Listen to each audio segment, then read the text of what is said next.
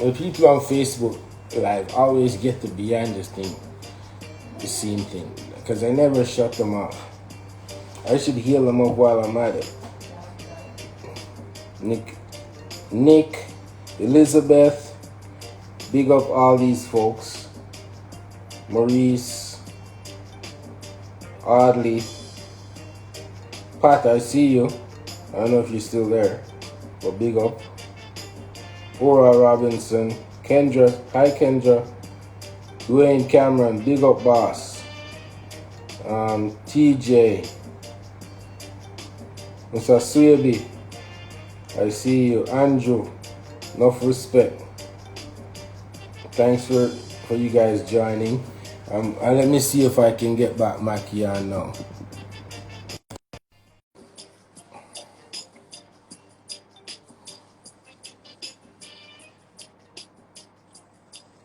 Welcome back. Why you acting like you GQ, bro? I'm rubbing my beard, man. You see the gray hairs? It's bringing out all the knowledge. Let's see. Let's wait for some of these people to jump back in. But I'm drinking wine tonight. I don't know what you're drinking. I'm not drinking anything right now. I wanna stay sober and speak freely. I don't want anything to blur, slur my tongue or anything. I want people to hear clearly what I'm saying. All right. I think, yo, Alric, big up. Alric, you need to give me an update on that rehabilitation project. That's Alric Morgan. That little doling that wasn't doing well on my farm. He said he specializes in rehabilitation. If you guys have any animals that are struggling and need rehabilitation, and you don't have the time or the energy to deal with it, link up Albert Morgan. He specializes in rehabilitating sick animals, sick goats. So we're watching to see what he does. Okay, so where were we? You were telling us about your preparation for dengue. I was saying there's a lot of fat animals actually, and you were trying to explain to us. Not really. Some of them are fat, but your approach and how you get your animal ready and target weights, etc. So go ahead. Yeah, I think Boer goat is, as we know, is the top meat goat in the world. So they are built to put weight in them. That's what I mean. But at the same time, it all depends on how people feed the animals and what they give them. I don't know. I can't comment on what others do, because I'm not. I say a farmer know what he gives to his animal. Only him. If I'm gonna comment on how you feed your animals and all of that, when I'm not there, I'm not the one doing the work. That's wrong. So for me, basically, I tend to just go and make sure my animals them have their feed. And I was when I first started out, I used to use just guinea grass. I used to just go and cut guinea grass, sit down and chop it up with the cutlass. That's what those guys used to do. And I feed the goats. You have to make sure, because goats eat around the clock. Goats will lie down, get up back and eat. But your goat's not gonna eat, just keep on eating if you give him one water once a day. Just one time, because he's thirsty, he's not in the mood to eat and all of that. If you notice when you're feeding your goats, as soon as you give them water and they drink, they're gone back to feed, because it's just like us. We drink a lot, especially when it's hot. So you're going to drink a lot of water and all of that. Think about the goat the same way, just like how you want to shave up, Ray, like how you shave up there now, nice trim, bald head, nice bearded trim and all of that. And you want to look nice, so that's how you think about the goats and going. So feeding them, watering them, taking care of them, and you want to make sure that the person that helping you or working with you have the same mentality, have the same idea, you know, and you have to make sure that you're always paying attention to your goats, especially when you're underground, or if you're not underground. You want to see your animals. You want to inquire, why is that animal looking like that? You know, what is happening? You know, so it's all about, as I said, knowing the breed that you're looking after. You know, I'm into genetics. I'm into genetics, and whatever don't fit the criteria of being that. If I'm gonna sell you a goat, Ray, I want to sell you the best one. You know, I might keep one for myself, but I've got there loads of good ones, but I choose the one that I like for myself and keep it. So if I sell you a ram, you know, I want to sell you because you getting a good ram from me, you know, it's gonna make other people come and ask you, where did you get this goat? So I'm passionate about, I want to give you a good goat. I want people to come to your farm and say, where did you get? Yeah, Mackey Bartley sell me, you know. And right away, you want to call me and say, boy, I see a goat and Ray farm and so forth and all of that, you know. So these are the things that I do, you know. So you have to make sure your animals are healthy and, you know, the nutrition is right, you know, and you have someone who's working with, because it's not, you're not gonna always go off of your own understanding.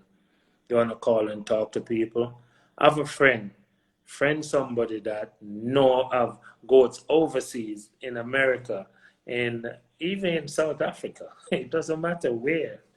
You wanna talk to people who are pro in the breed that you're looking after. You see what I mean? So if you have a problem, you can ask questions. You can go online. All these questions are available online, and something you call somebody and ask them. You know, talk to them, find out more about, learn about worming, learn about the different type of worms.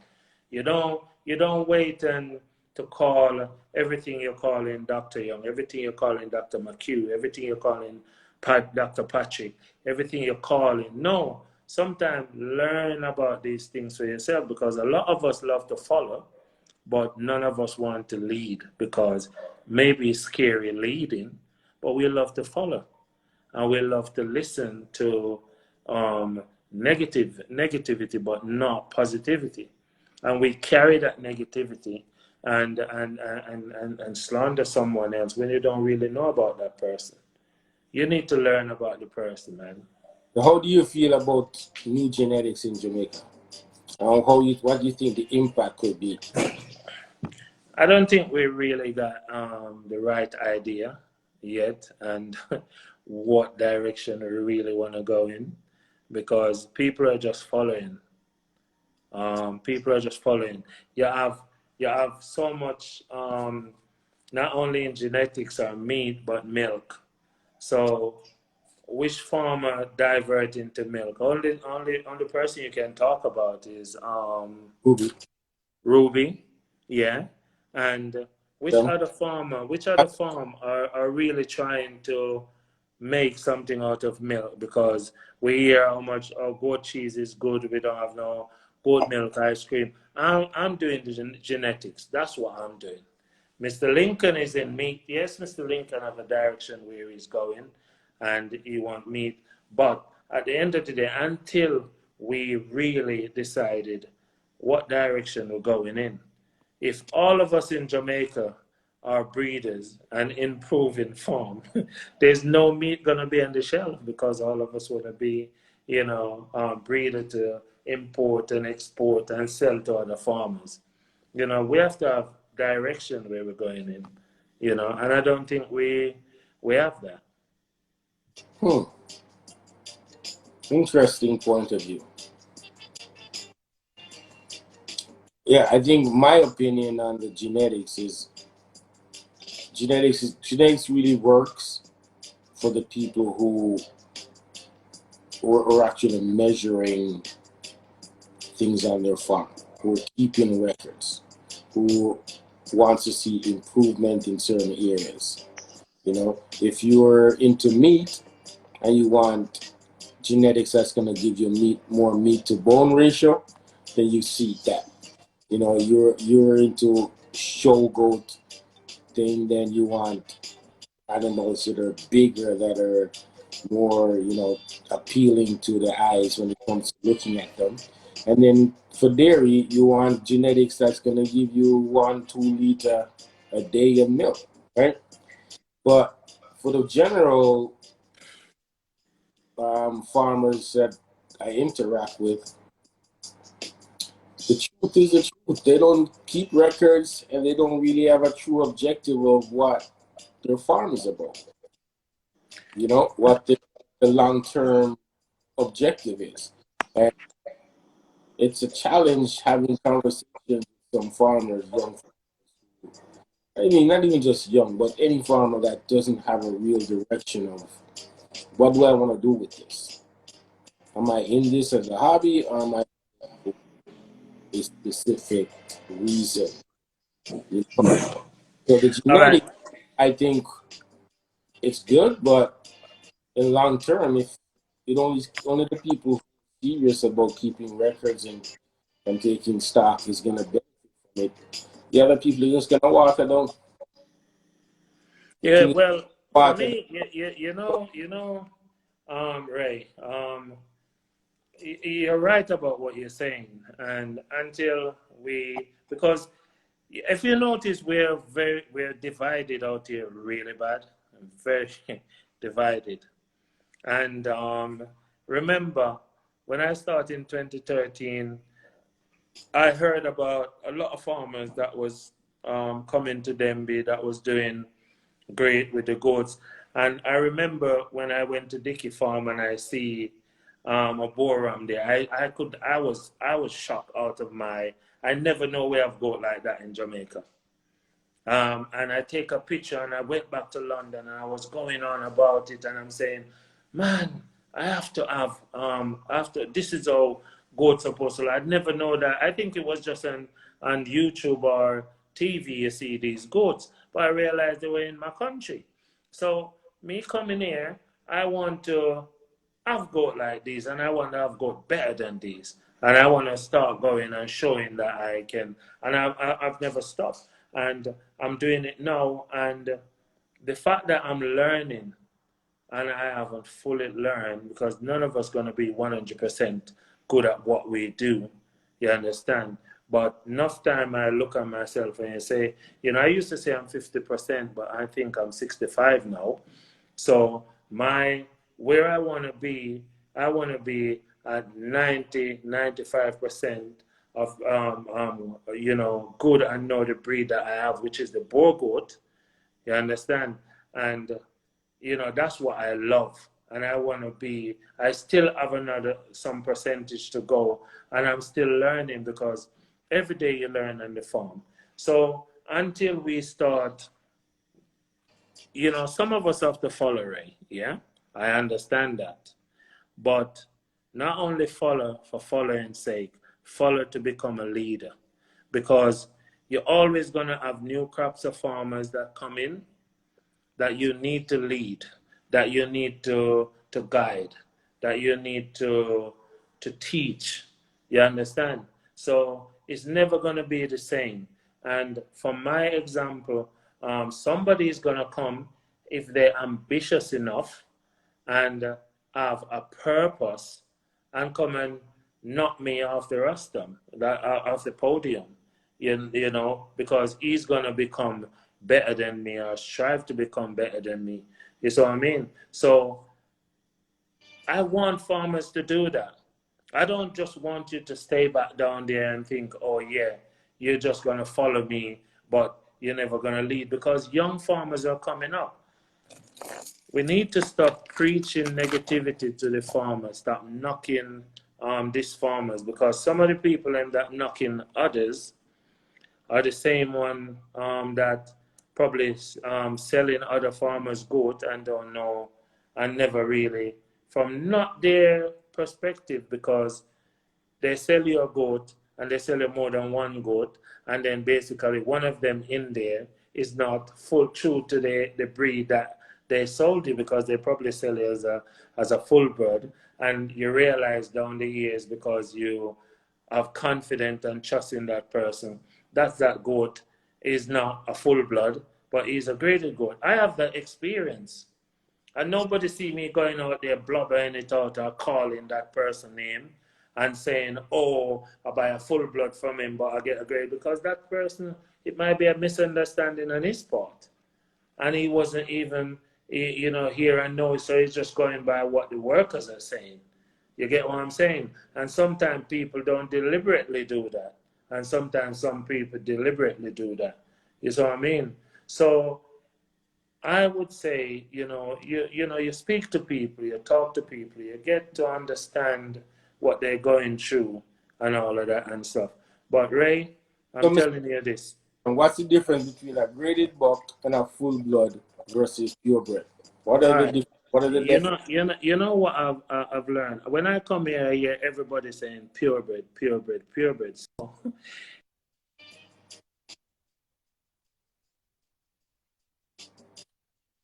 You're breaking up. You gotta dress back and find that one little spot that you can get good signal.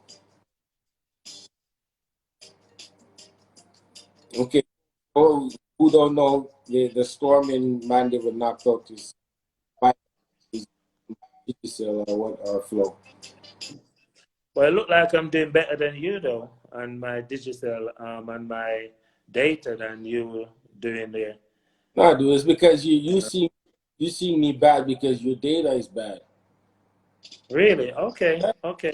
going All right. on? Well, sorry about that. So, but anyway, Mm-hmm. where was I? Where was I? Asking what's the difference between graded, full blood, and purebred? All right. A full. I'm gonna start from the top.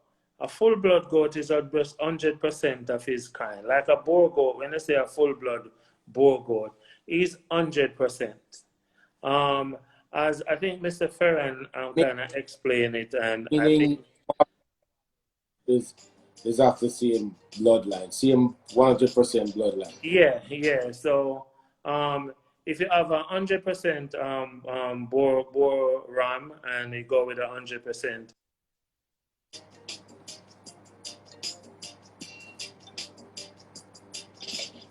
Are you there, Mackey? I think we lost him.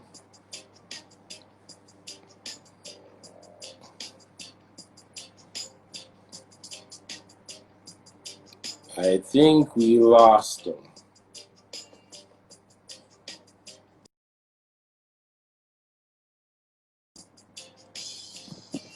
Yeah.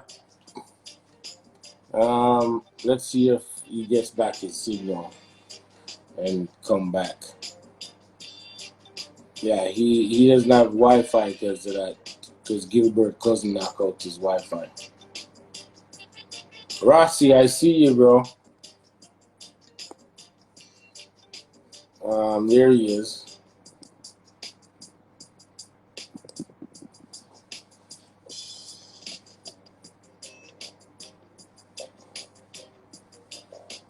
Yo, are you Oh, on sorry are you, about that, man.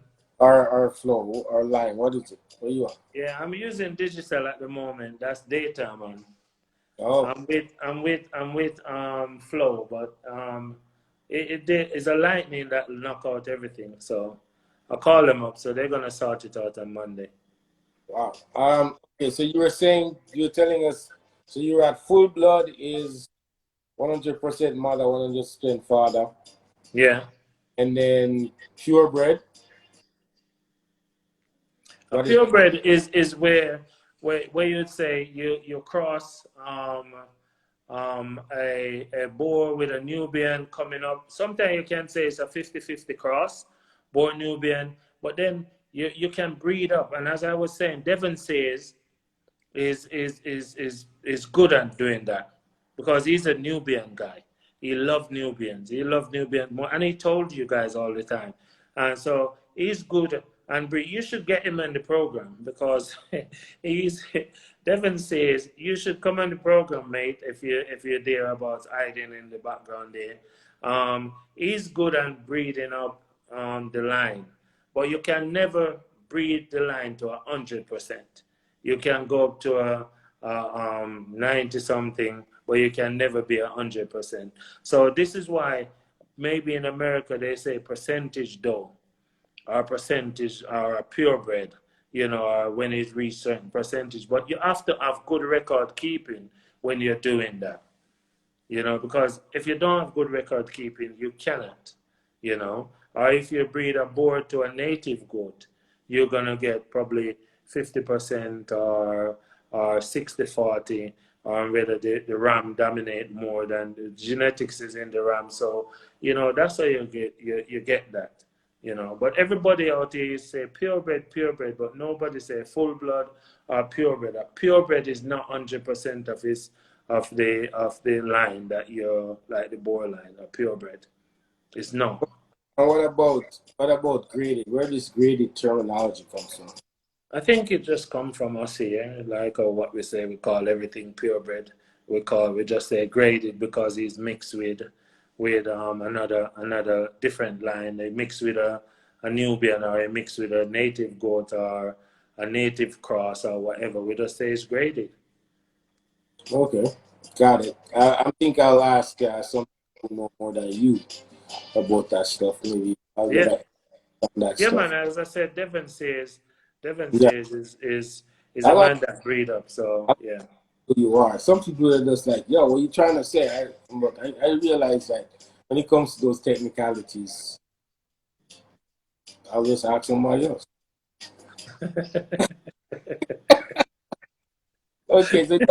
Okay, now that you establish yourself as a reputable breeder, I should put it, established breeder, right?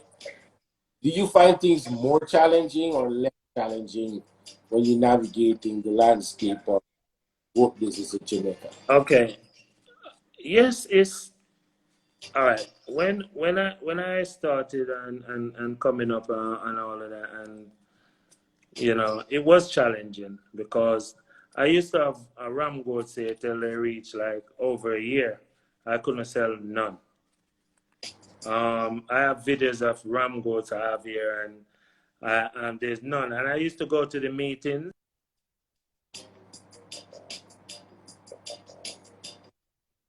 Go to the meetings and hear people say, "Oh, you know, I've been searching for a Boer ram and I can't find none." And I'm saying, yeah, but I put my hands up and I said, "Hey, but you haven't checked me." They because no farmers would say, "Mackey Bartley have some rams." They would tell the farmers, "You know what?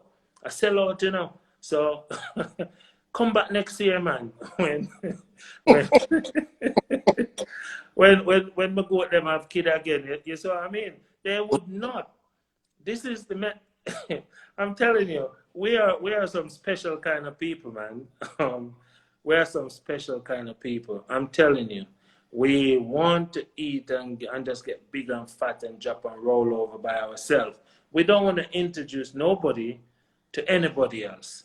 You see what I mean? So if your ram sell out, send them to, I would say, enough people come here and say, you know what? Check Dr. Graham. You know, Dr. Graham is the person. Dr. Graham, Dickie Morrison is the person that you check for Nubian and all of that. Just call him. I give them the number, and I give them the number for this, and I give them the number for that. You see what I mean? But trust me, I have to keep on going to Denby, and I go and establish myself there. And then people start seeing what I bring, and people come there to see me come out with the rams them because they're big and nice, and you know, it's joyous for people. So I print some cards and I give to people, and people start calling me, and I establish myself like YouTube, Facebook, all of that, and I put myself out there. So I just start getting people calling me, and people want to buy goats from me, and now I don't even have to post a goat now to sell. I don't even have to put them on the internet. People just call me from everywhere.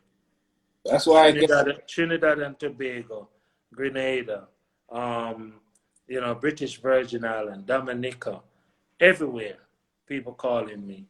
All I'm asking is for us to change our mindset of how we go about dealing with stuff, how we deal with each other, number one, as goat farmers, and, learn from each other, But I don't think that will ever gonna happen because there's one crab in the barrel that's gonna pull everybody's foot off, and he's the only. But the funny thing about it, Ray, how the hell is he gonna climb up when he have everybody down there with no foot on the bottom of it? It's gonna be hard for him to climb up because he have to climb on top of each other. So we still have to help each other when we're coming out the barrel, ain't? Yeah. Well, there's only one way out, and it's to help And people. now, and guys, trust me, I'm here. I don't let a lot of things bother me, but sometimes it really, I can't say the word, when they said hearsay can go to court, and sometimes we just want to know that let's know each other. Come and visit my farm. Come and see my animals. Come and try. Oh, Because Rossi 2892 says that person needs help. Send a DM, Rossi. Send a DM. who need help? Rossi, you need help, Rossi. Say I need help, Mackey. So I don't know what he needs help with, but send a DM with what you need. Rossi have my number, man. Rossi can talk to me. Is that the same Rossi? Is that Rossi? I don't know if it's the same Rossi.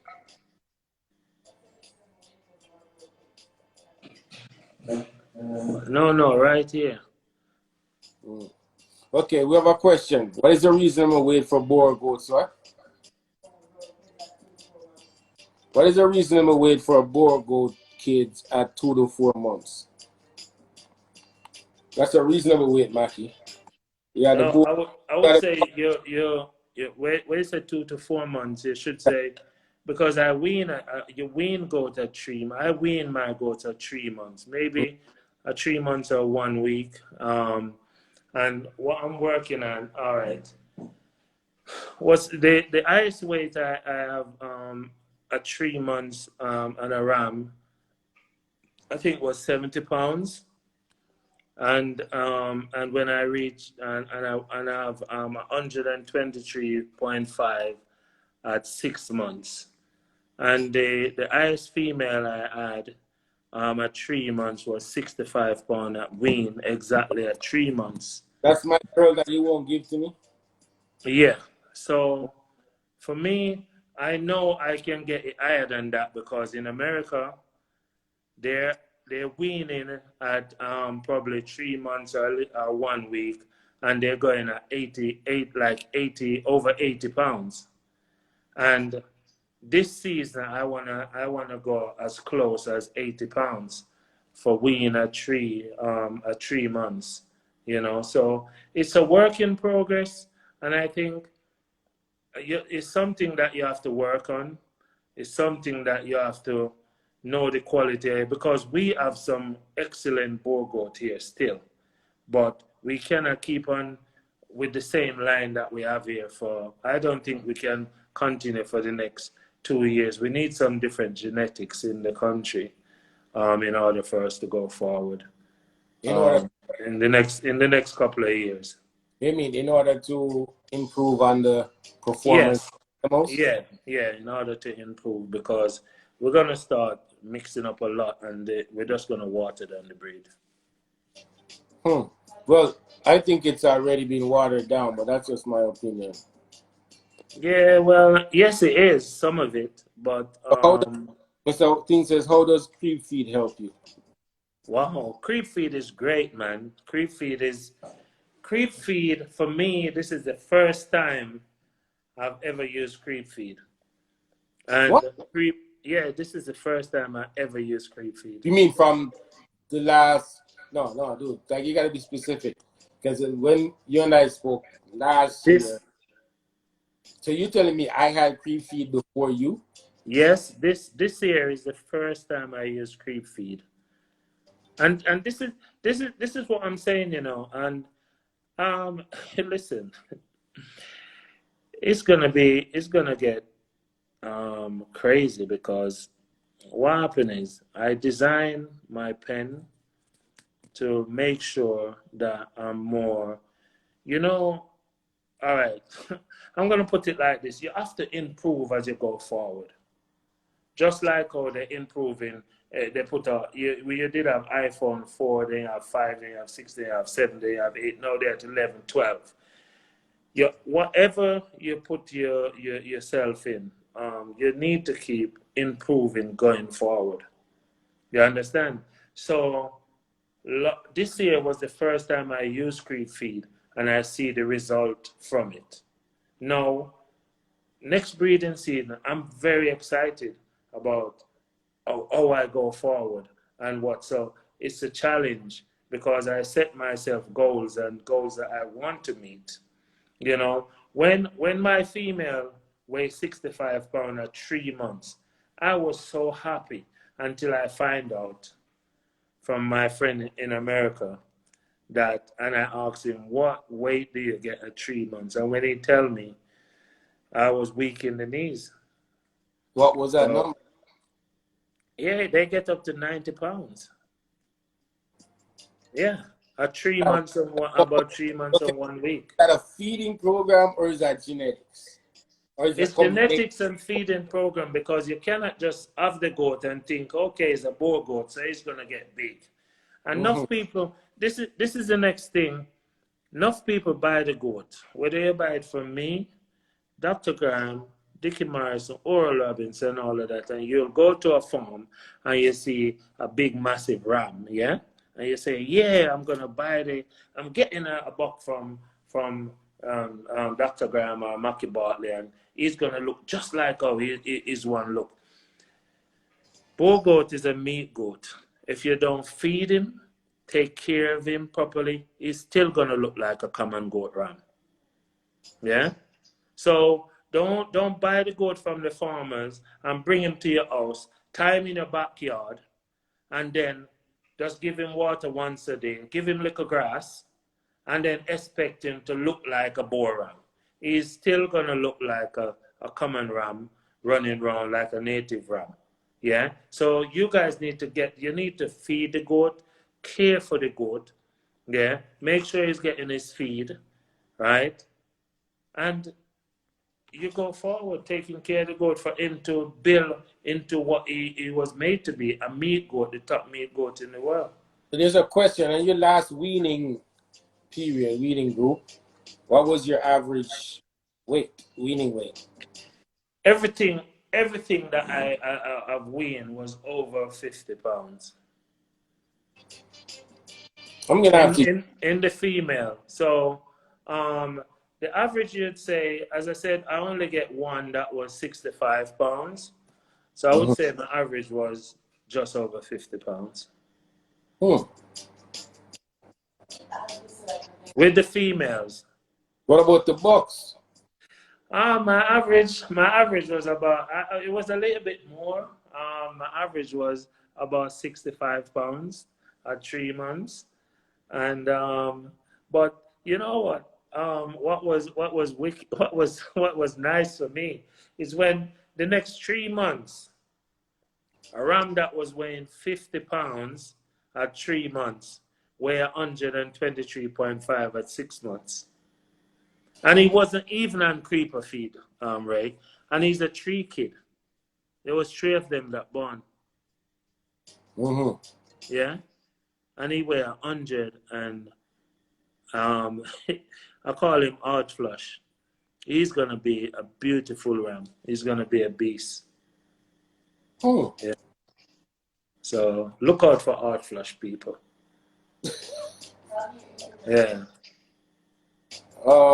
How do you implement a creep system?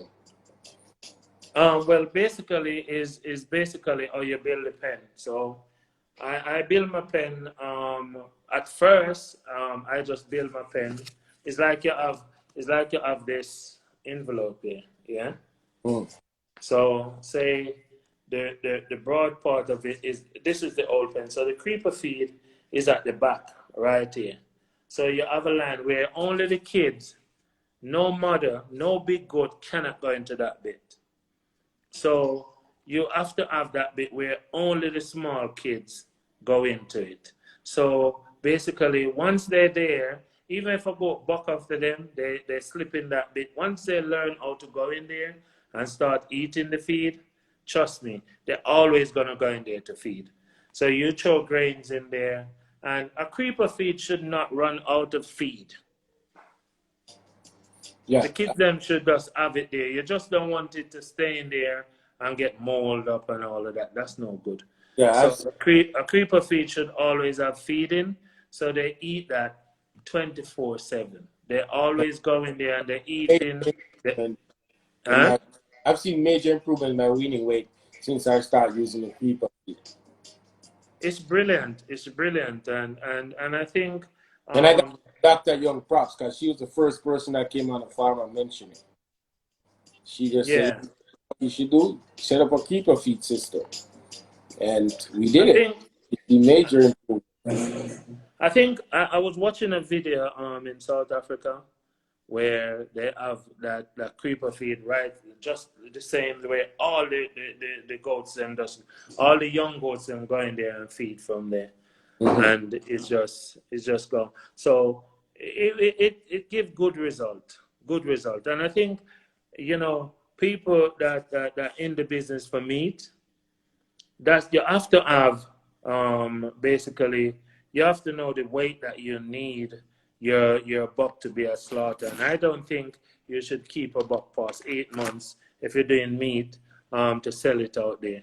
You're supposed to be striving for your weight gain at a certain amount for your meat carcass to weigh a certain amount so that you can get benefit out of it.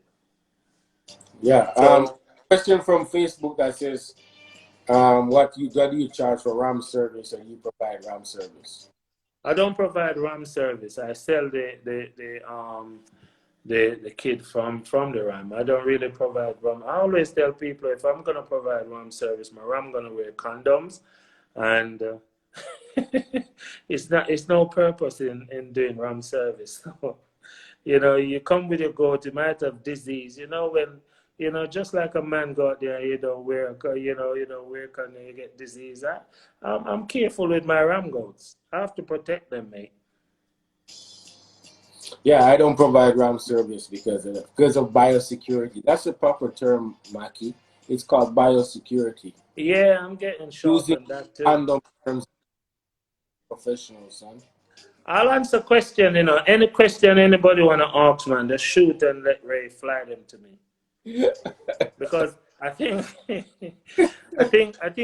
we're here to have a discussion. This is a farmers group, Yeah, and we're here to have a discussion. too often in a situation like this. So if you got questions, we gonna go hard at them. Yeah, so ask me, man. I'm here to answer them. There's still a lot of people online. How do you select replacement dose? Yeah. You know what? When I select those, I select the best in my eyes. That don't mean whatever left is not best, because it's not. Everybody have different ways how they see and select a goat. So for me, my selection is probably different from you. You probably see something different in the goat than I see. You understand? So I basically look at the goat and I know that, boy, she's nice. She have straight back. She have nice bone. She just beautiful. It's just, guys. I'll say this, and not everybody might. When you see a woman and you just get attracted to her because she's beautiful, nice, sexy. You know what you look for. when I look at my goats, and it's like I just love what I do, man. I just, I just see something different in them. It's like I'm looking at a beautiful, sexy girl.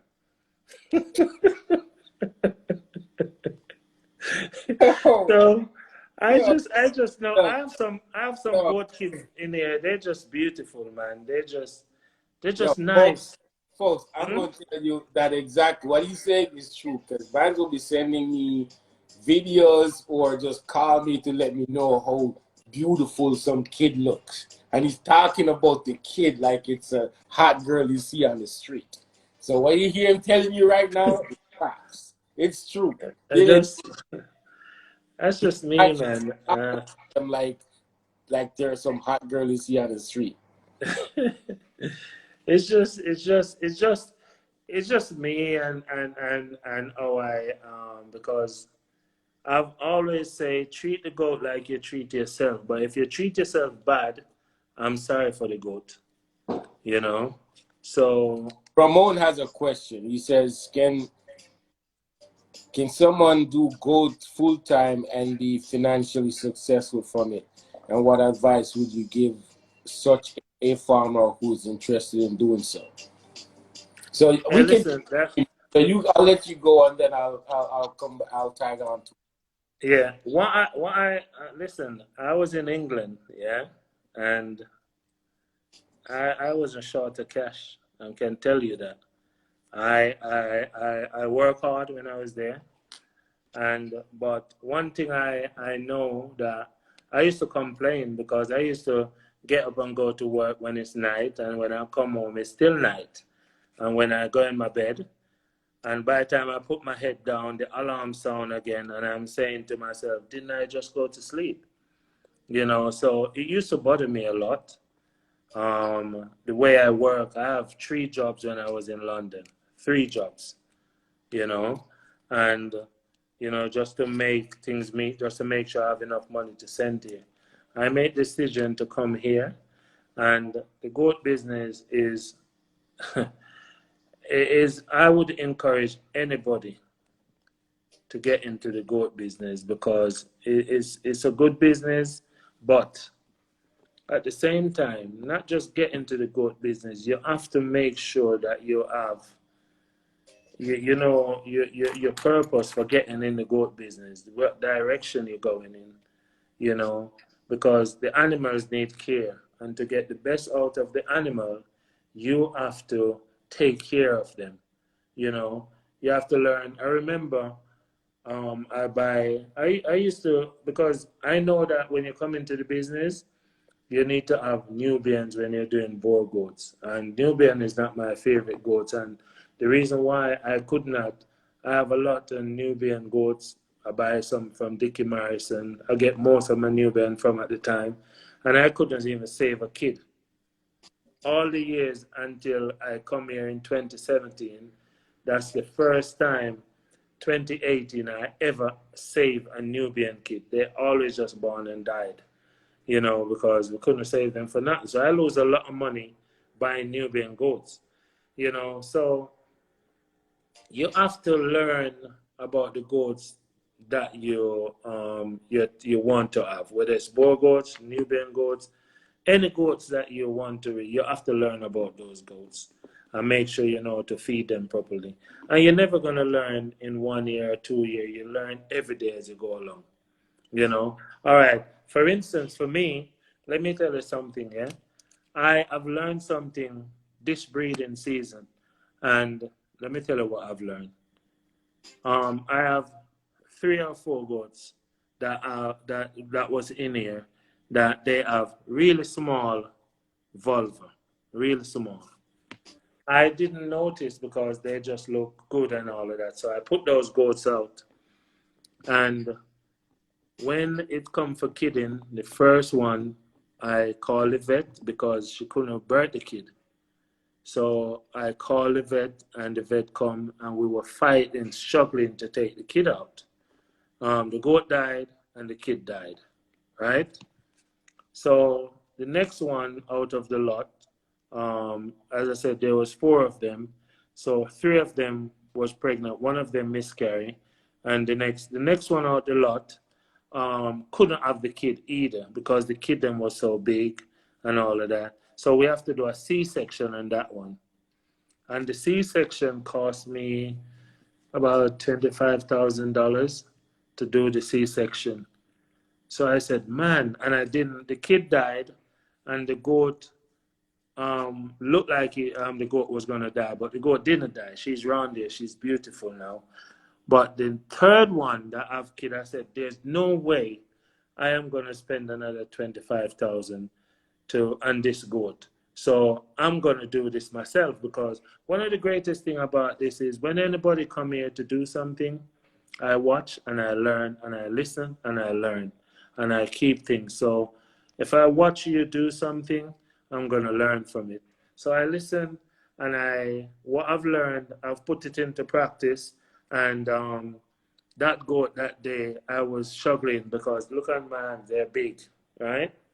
So I try my best to get the kid out and I wouldn't. And the worker that I have here, Tash, she started crying because the goat was in so much stress and she was feeling a lot of pain. So I called Dr. McHugh and I talked to him, and eventually one time I decided to hang the goat up and just cut her belly to take the kids out. That's how far I went. And then I just take a deep breath and I said, you know what, I need to get this kid out. So I never stop until I reach the head and I get the shoulder part of the kid and I pull the kid out. And I was there praying that hopefully there wasn't another one inside. And, you know, Dr. McHugh said, you have to go back and check. And I went back and I feel this big head. But anyway, cut a long story short, I get both kids out. I think the mom was going to die. The mom didn't die. And she's here looking beautiful and nice. And the kids, them growing up very nice. So, and then other young goat now that when you look at the vulva of a goat, you can, the shape of it, and I'm going to take a picture and I'm going to post pictures of both because as I explained, you see, it's just like a female. And I think I have this conversation recently with Marshall Lee. And I was saying, not every vagina is shaped the same. Because it's true. Not every vagina is shaped. So just like with animals, not every goat vulva is shaped the same. Some gonna be small, some gonna be big, you know. But I've learned that you can know which goats you're gonna have problem with when it's kidding time. So you're gonna make sure you're there. Whether it's 1, 2 o'clock in the morning, you're gonna make sure you're there for the goat, to help the goat have that kid, and to make sure you have your lubrications. Trying to breed that problem goat again with a small girl with the teeny weeny beanie thing. Of course, I'm gonna breed her again. I'm gonna have to give her a second chance. I'm not So gonna do we dump her. thing? Huh? So you gonna breed the needle like boom boom again? Yes, I'm gonna breed. I'm gonna put her out again. The one that I take the kid, I'm gonna do it again, but this time I'm gonna make sure I'm prepared. I'm gonna make sure I have all my lubrication there. I'm gonna, if she need help, I'm gonna make sure I'm there to help her. I'm there to assist, you know. So I have to give her a second chance. So I've learned that, you know, the shape of the vulva can determine, you know, which goat gonna have kid easier than which goat gonna have problems, you know. So that's what I've learned from it, you know. So we got a that's question. just my experience. We got a question on Facebook Live. What is your price point on 3-month-old bucklings? What is my price point? Yeah. I don't really sell buck at 3 months, you know. But okay, I wean at 3 months and I sell at 4 months.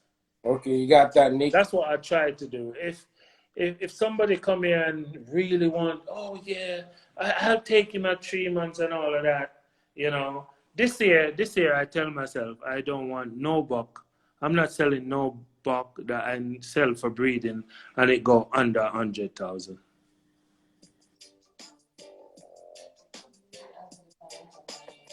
That was my thing. Which question? Oh yeah, I was supposed to tag on to that question. What was the question again? Oh yeah, can somebody do goats full time and make a money? All right. That was Yes, yes, they can. It's a lot of opportunity out there, man. It's big. okay. So for me, my point of view is you got to go into it knowing what you want. What is the objective of going into it? Plan around that objective. Research and figure out what is needed in order to be successful. Like if people want to go into meat goat or raise goat for meat, how many animals do you need in order to meet that demand? Or what approach are you taking in selling meat? Like, are you selling meat every Sunday, every Saturday, every Thursday, or are you doing it once a month? Until you build up. You got to figure out how to do it in order to be successful and come up with a plan that will get you there. You can't just say, "Yo, I'm gonna have some goat and I'm sell them for meat."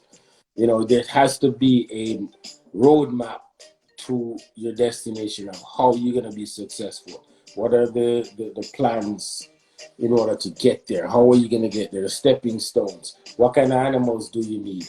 Like all that stuff. Doesn't make sense, going into something and don't know how you're gonna get from point A to point B.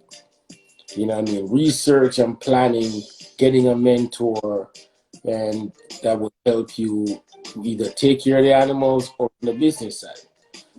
Our platform, that's what we're trying to do is to teach people, the different aspects of the business. I know, like, look how much people we have tonight, both on Facebook and on Instagram Live. And Hey, Ray, hold on. I'm going to tell you why we have so many yeah. people. You know why? Because you're talking about goats. You're talking about how to make a goat look good. But when last month, when we were talking about how to make your bank account look good, we had 20 people. If we get to 20 people, it was a lot. Because people don't really want to know about the business side, the money management part of it, which to me is the most important part of it. You know what I mean? Because that's where your business is gonna grow. That's how your business is gonna grow. That's how you're gonna figure out how to go from 10 animals to 20 to 100.